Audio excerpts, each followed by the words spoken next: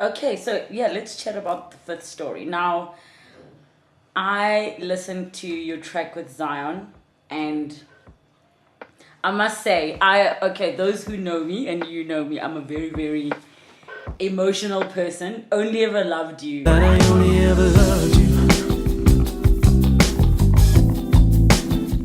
and she didn't really want me to. No, I didn't know that I would fall so hard. I didn't know that she could be so cruel.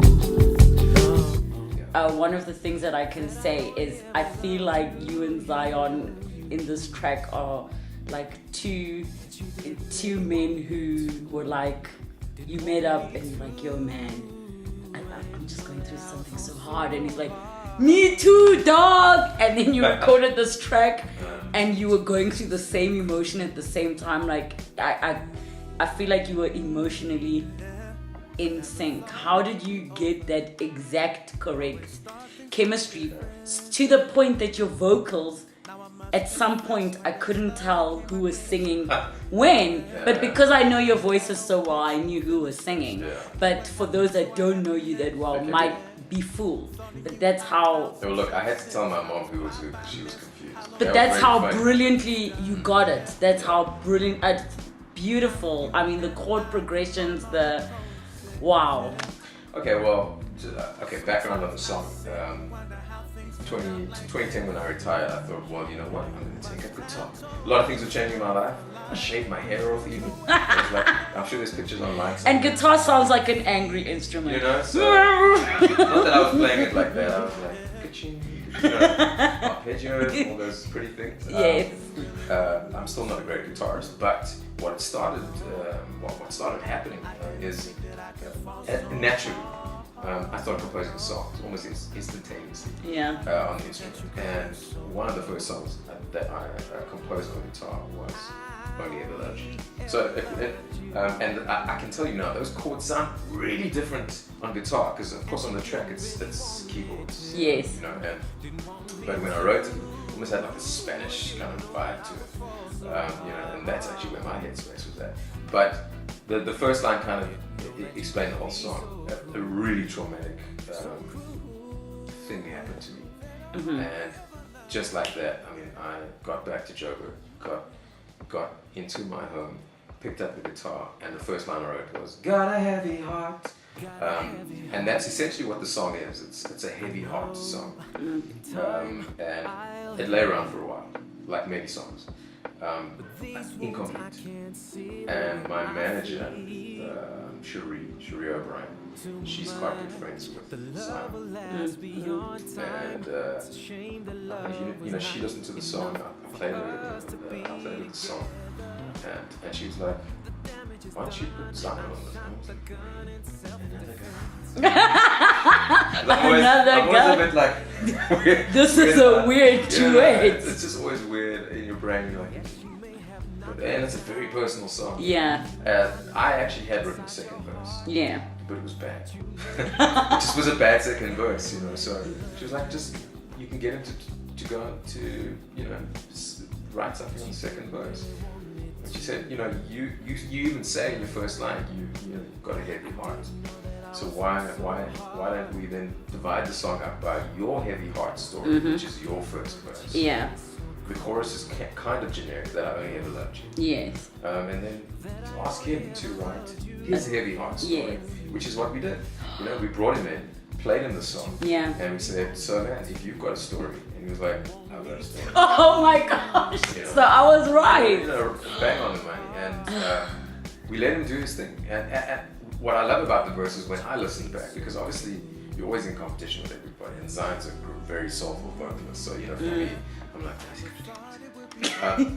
you know, I love the fact that our two sort of writing flows, the way we write, the way we phrase, you know, melodies and rhythmically, and you know, all those kind of things, are very unique and very different. And then we sort of come together on the choruses, but it works. So as opposed to, it's not like we're doing this in a lovey-dovey song or something like that. We're telling two heavy heart stories, Yeah. you know, and that's really what it is. So you're not holding hands in a music video? Not yet.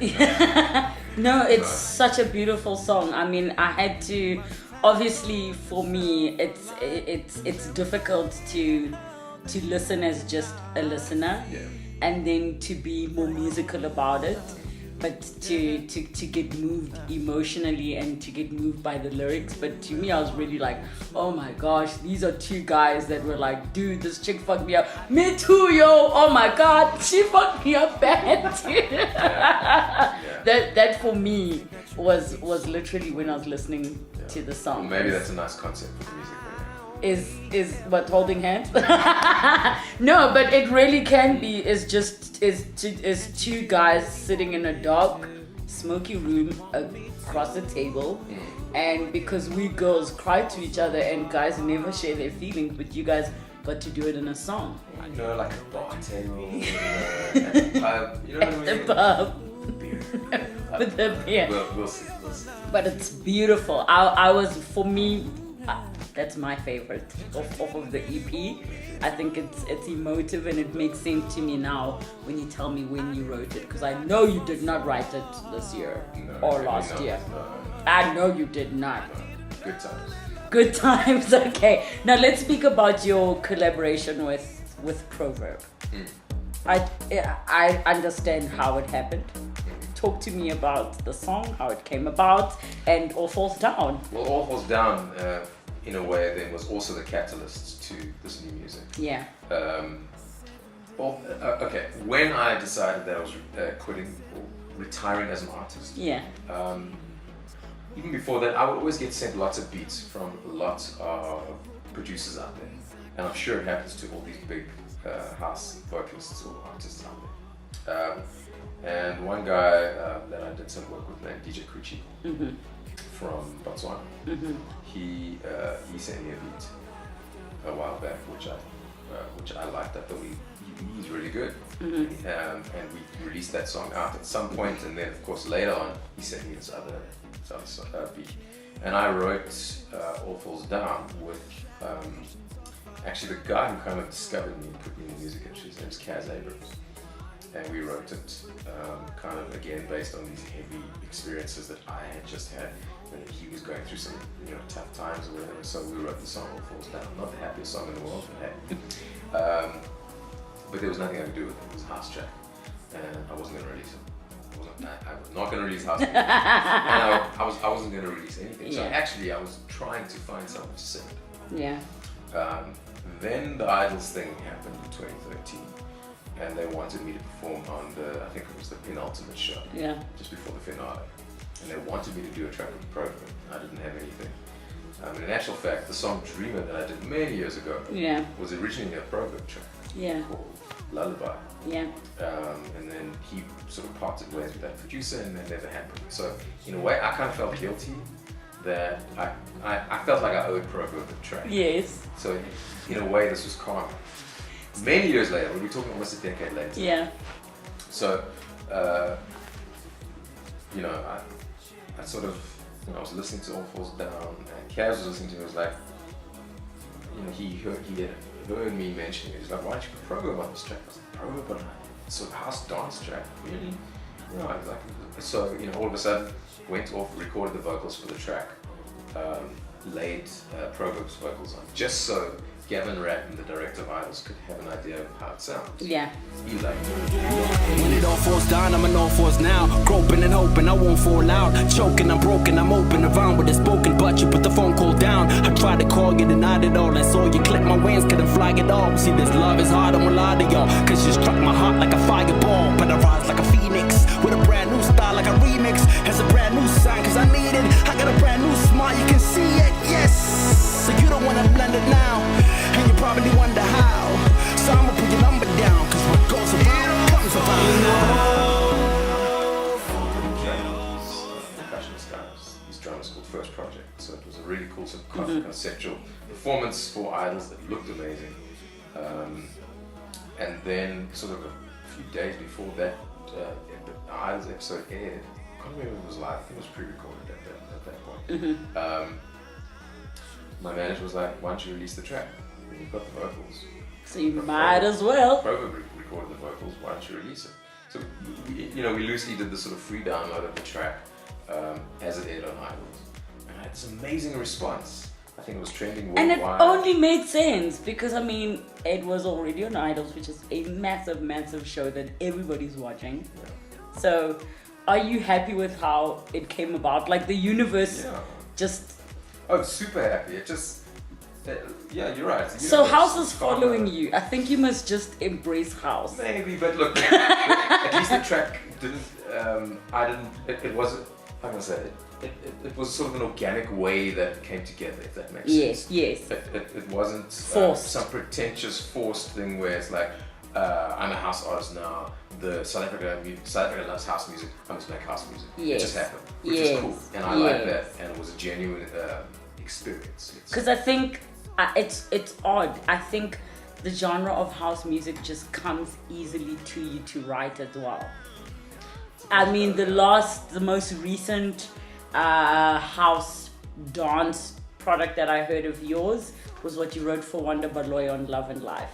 Oh, I'd be so happy to love you. Yes. Yes. So I think it's something that just comes easy. So, I think we must just all agree. RJ must stop running away from something that is easy. But no more house albums. There are all these house producers who are sitting watching who are like, I wish I had the gift, man. I wish I had the gift. So let's chat never give. Okay. Let's chat never give up. Okay. Never Give Up is me now, really. Song came about, again, writing with Kaz. He sort of brings up, that's a funk track, it's an ode to, I suppose, like that Leonard Fine. Don't we just love that group? I love that kind of stuff. And at the time we didn't have any instruments around, so he was like, let's write a song, let's make funky. So I just recorded like this bad beatbox bass line into my, it was BlackBerry back then.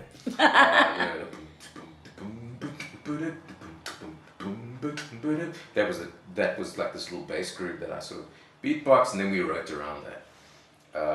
And that's the core of the song. That's the song. I had just recently at that point sort of fallen in love, and so lyrics came easily.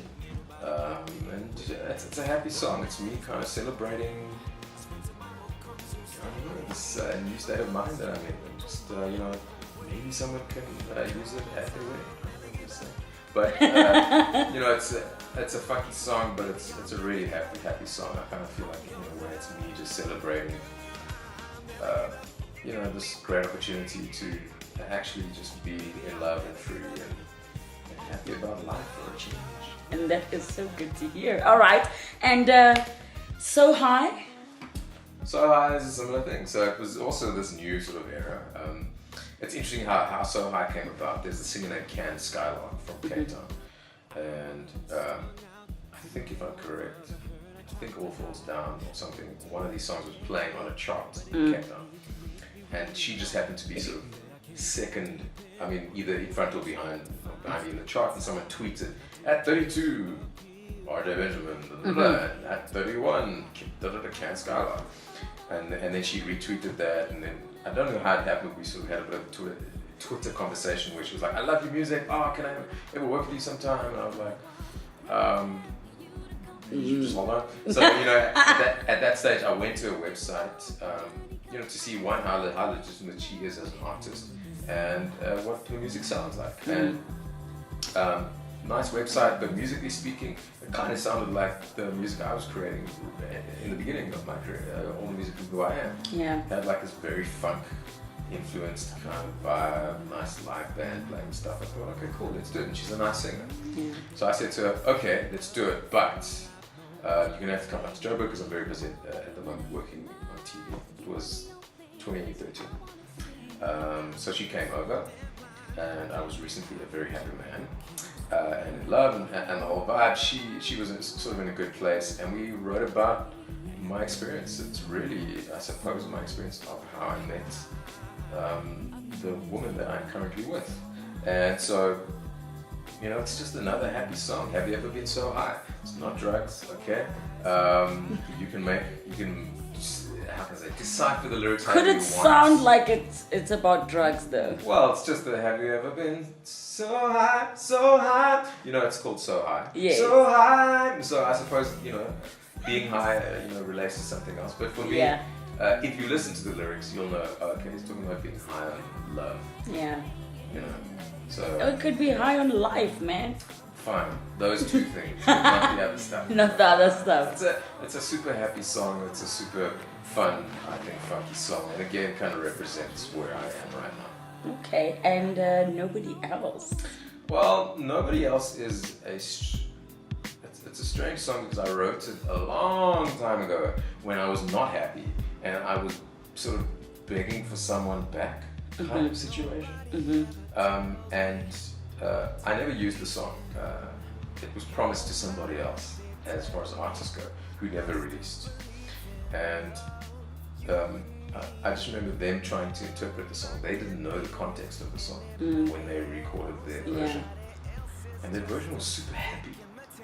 So of course when I heard it, I was like, why did you make my sad song happy? It was strange to me. And weirdly enough, they were like, yeah, but it sounds like a happy song. He said, and he didn't, the chorus goes, nobody else but you. It's, I was almost like, there's no one else but you, please come back. And he wasn't singing it in that context. So the way he was sort of interpreting it is, I love you, there's no one else but you, And thanks to that, in a weird way, it made sense for me to re-record it and sing it. And so the context of the song is very different now to what it was when I wrote it. Yeah. And it still makes sense. But it also makes sense to where I am now and the story that I'm telling now. And I love the song.